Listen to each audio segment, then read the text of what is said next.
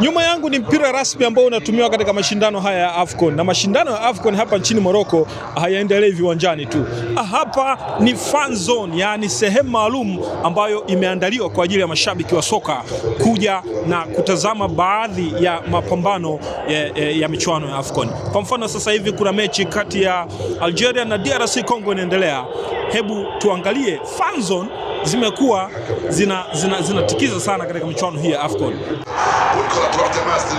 Hapa nchini Morocco, fan zone za AFCON zimekuwa vituo vya mshikamano wa Afrika. Mashabiki kutoka mataifa mbalimbali wamekusanyika kushuhudia na kusherehekea soka la bara letu.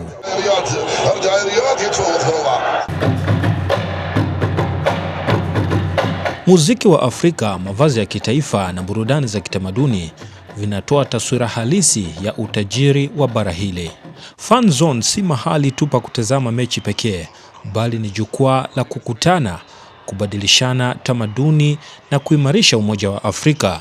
Mambo vipi? Naitwa Hala, karibu Morocco. AFCON. Kutoka Morocco, hii ni AFCON 2025, ni sauti ya mashabiki wa Afrika, TRT Africa.